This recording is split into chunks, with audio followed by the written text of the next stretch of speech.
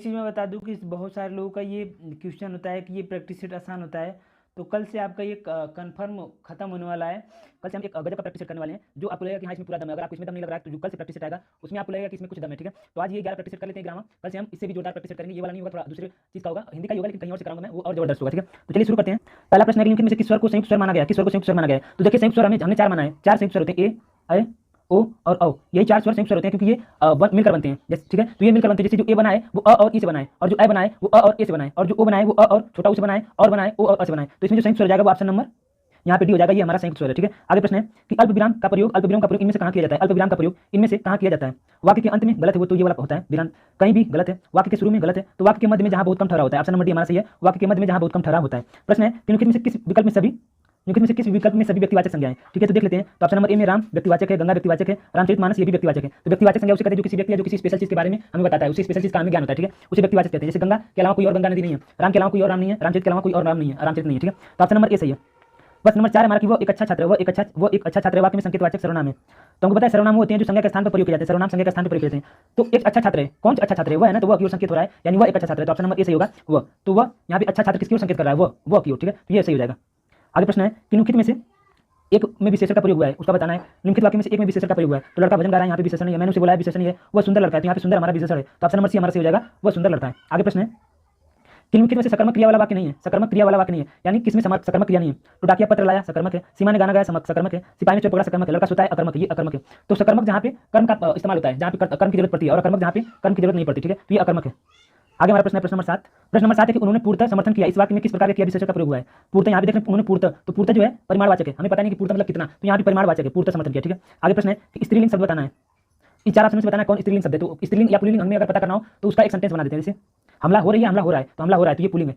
हुलास मतलब चिल्लाना, तो ये भी पुल्लिंग है। फिर हवाला चल रही है, चल रहा है, हवाला दे रही है, दे रहा है, हवाला दे रहा है, तो ये भी नहीं होगा। ठीक है, फिर ये वाले पे आते हैं हरकत पे आते हैं। तो हरकत अच्छी है या अच्छा है? उसकी हरकत अच्छी है या अच्छा है? तो हरकत अच्छी होती है, अच्छा नहीं होता है। तो ऑप्शन नंबर बी जो हरकत है वो हमारा स्त्रीलिंग होगा। ठीक है, आगे प्रश्न है कि निम्नलिखित में से कौन सा शब्द दोनों वचनों में समान रहता है? कौन सा शब्द दोनों वचनों में समान रहता है? तो कथा का कथाएं हो जाता है, ये तो नहीं होगा। लता का लताएं भी हो जाता है, ये भी नहीं होगा। कुटी का कुटियां भी हो जाता है, ये भी नहीं होगा। तो ऑप्शन नंबर बी सरसों हमेशा सरसों ही रहता है, चाहे एक वचन में हो या कहीं भी हो, सरसों हमेशा सरसों ही रहता है, सरसों हमेशा सरसों रहता है। ठीक है, प्रश्न हमारा कि इनमें से कौन सा प्रकार वर्तमान काल का नहीं है? वर्तमान काल का नहीं है, तो संभाव्य वर्तमान, तात्कालिक वर्तमान, सामान्य वर्तमान। लेकिन ऑप्शन नंबर सी देखें आसन भूत, तो भूतकाल का हो गया, तो ये वाला ऑप्शन नंबर सी होगा। ठीक है, आगे प्रश्न है कि उसके द्वारा अपने भाई को पढ़ाया गया। इस वाक्य में कौन सा वाच्य है? तो इसमें कर्मवाच्य।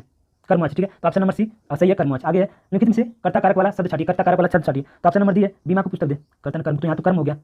समा शाम को, तो यहाँ भी कर्म हो गया। शीला को रोटी, यहाँ भी कर्म हो गया। यहाँ पे देख रहे हैं मोहन को जाना है, मोहन को जाना है, तो यहाँ पे हम इसको लिख सकते हैं मोहन ने जाना है। यहाँ पे जो को है वो ने को बोधित कर रहा है, ने को बोधित कर रहा है, तो कर्ता नहीं। तो ऑप्शन नंबर ए में हमारा कर्ता है, कभी कभी छुपा रहता है। ठीक है, तो यहाँ पे जो को है वो ने को बोधित कर रहा है। ठीक है, तो ऑप्शन नंबर ए में कर्ता कारक है। ठीक, प्रश्न है कि अंगोछा किसका तद्भव है? यानी इसमें से अंगोछा का तत्सम बताना है। तो अंगप्रोक्षा हमारा अंगोछा इसका तद्भव है, तो अंगप्रोक्षा होगा। आगे प्रश्न है कि निम्नलिखित 4 विकल्पों में से उस विकल्प का चयन करें जो उपसर्ग से बने शब्द का सही अर्थ हो। ठीक है, तो बलिष्ठ हम देख रहे हैं उपसर्ग का प्रयोग नहीं है, यहाँ पे प्रत्यय बलि प्लस इष्ट, यहाँ पे प्रत्यय। ठीक, यहाँ पे पुष्पित हम देख रहे हैं, यहाँ पे इत प्रत्यय, तो ये भी प्रत्यय से बना है। पंचायत पंचधन आयत, यानी पंचधन आयत, यहाँ भी प्रत्यय है। तो व्याधि हम देख रहे हैं वी प्लस आदि व्याधि, तो यहाँ पे उपसर्ग। ठीक है, तो ऑप्शन नंबर डी हमारा उपसर्ग से बना है। आगे प्रश्न है कि दिए गए प्रत्यय ज्ञात कीजिए। दिए गए शब्द का प्रत्यय ज्ञात कीजिए। तो रनिवास में कौन सा प्रत्यय है? तो रनि प्लस वास, ऑप्शन नंबर ए वास प्रत्यय है, रनिवास। तो रनिवास में वास प्रत्यय लगा हुआ है। तो प्रत्यय वो शब्द होते हैं जो शब्द के अंत में लगते हैं, और उपसर्ग वो शब्द होते हैं जो शब्द के शुरू में लगते हैं। आगे प्रश्न है आवर्तक का विलोम, आवर्तक का अनावर्तक, ऑप्शन नंबर बी। और आगे है आसक्त का विलोम, आसक्त का अनासक्त, ऑप्शन नंबर ए। आगे किनारा का परिवाची नहीं है, किनारा का परिवाची शब्द नहीं है, किनारा का परिवाची शब्द नहीं है। ठीक है, तो तट मतलब किनारा होता है, तीर मतलब भी किनारा होता है, मुहाना मतलब भी किनारा होता है, लेकिन कर मतलब किनारा नहीं होता है, तो ये इसका परिवाची नहीं है, ऑप्शन नंबर डी। प्रश्न है कि जल वृष्टि के कारण चारों ओर हरियाली छा गई। वाक्य में रेखांकित शब्द की जगह कौन सा परिवाची शब्द होगा? तो जल वृष्टि की जगह हमें बताना है कौन सा शब्द होगा। तो जल वृष्टि का परिवाची बादल नहीं होगा, तो जल वृष्टि मतलब होता है वर्षा, तो ऑप्शन नंबर बी सही होगा, जल वृष्टि की जगह वर्षा। ठीक, आगे प्रश्न है हमारा कि निम्न में से कौन सा शब्द अनकार्ती शब्द है? कौन सा शब्द अनकार्ती तो हम देख रहे हैं दोस्त हमारा संज्ञा है, परिवार भी हमारा संज्ञा है, समूहवाचक संज्ञा है, और कबूतर भी हमारा जातिवाचक संज्ञा है। लेकिन जो अंक है हमारा यहाँ पे, अंक जो है ये अनकार्ती है। क्यों? क्योंकि अंक का मतलब, तो अंक हमारा यहाँ पे अनकार्ती शब्द है, क्योंकि अंक का मतलब होता है, हमें आपको बताना है, अंक का मतलब होता है गिनती, एक संख्या में अंक का मतलब होता है निशान, गोद, ये सब अंक के अनकार्ती शब्द है। ठीक है, तो अंक अनकार्ती हो गया। आगे चल हमारा प्रश्न है कि युग्म की कौन सी जोड़ी सही है? कौन सी जोड़ी सही है मतलब हमें ये बताना है कौन सी जोड़ी में समश्रुत भिन्नार्थक शब्द है, समश्रुत भिन्नार्थक शब्द है। ठीक है, तो न्याय अन्याय ये तो विलोम शब्द हो गया, धरा पृथ्वी ये तो परिवाची शब्द हो गया, मान अपमान ये भी विलोम शब्द हो गया। लेकिन हम देख रहे हैं यहाँ पे अचल और अचला ये हमारा समश्रुत भिन्नार्थक शब्द है, आपस में एक मेल दिखा रहे हैं, जैसे देखने में एक जैसे हैं। और अचल का मतलब होता है स्थिर, अचल का मतलब स्थिर होता है, अचल मतलब पृथ्वी। ठीक है, तो ये हो गया हमारा युग्म सही है। आगे प्रश्न है गली के कुत्ते हो तुम, पता नहीं मैंने क्यों तुमसे शादी की। झूठन खाकर पड़ा रहता है घर में, ये निठल्ला घर जमाई।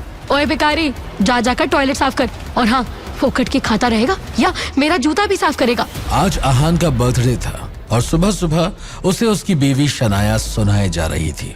वैसे आहान की जिंदगी में ऐसी जिल्लतें रोज होती रहती थी। लेकिन आहान किसी से कोई शिकायत नहीं करता था। आहान करोड़पति गिल फैमिली का घर जमाई था। मिस्टर गिल ने अपनी बड़ी बेटी शनाया की शादी पता नहीं कि वह कभी जो तत्काल कविता करे, आंसू कवि, ऑप्शन नंबर डी। फिर प्रश्न है कि जो भेदा ना जा सके, अभेद, ऑप्शन नंबर ए, जो भेदा ना जा सके, अभेद। आगे है कुरार्क का सही संधि विच्छेद, कुरार्क का सही संधि विच्छेद। तो कुरार्क में सबसे पहले तो हो जाएगा दीर्घ संधि और ये हो जाएगा कोड प्लस अर्क, कोड प्लस अर्क, कुरार्क। ठीक है, आगे है किस समास का समस्त पद क्रिया विशेषण का काम करता है, किस समास का समस्त पद क्रिया विशेषण का कार्य का काम करता है। तो इसका सही आंसर ऑप्शन नंबर ए, अव्ययी समास, ऑप्शन नंबर ए, अव्ययी समास। आगे प्रश्न है कि उन्होंने बोल उठे वाक्य में त्रुटि पहचान कर वाक्य शुद्ध कीजिए। तो उन्होंने बोल उठे इसे शुद्ध करके लिखना है। तो वे ने बोल उठे गलत है, उन्होंने बोल उठे गलत है, उसने बोल उठे गलत है, तो वे बोल उठे ऑप्शन नंबर ए हमारा सही होगा, वे बोल उठे।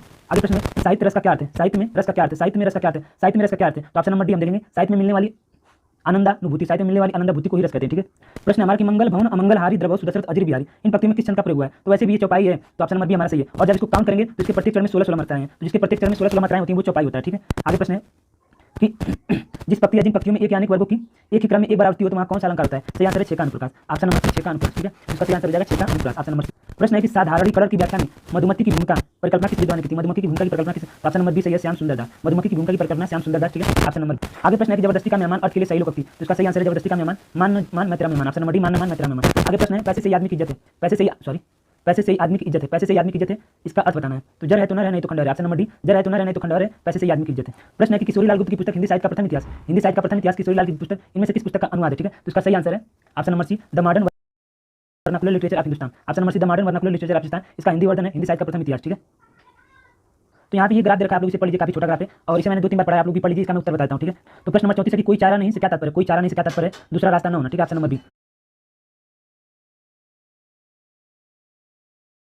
फिर है नियत से तात्पर्य मतलब इरादा, नियत मतलब इरादा। ठीक है, फिर है सात्विक नियत से क्या अर्थ है। फिर 36 में पूछ रहा है सात्विक नियत से क्या अर्थ, दुनिया का भला, सात्विक नियत दुनिया का भला। ठीक है, फिर 37 में पूछा है कि आसुरी तपस्या से मनुष्य ने क्या बनाया है, आसुरी तपस्या से मनुष्य ने क्या बनाया, एटम बम। ठीक है, ऑप्शन नंबर बी।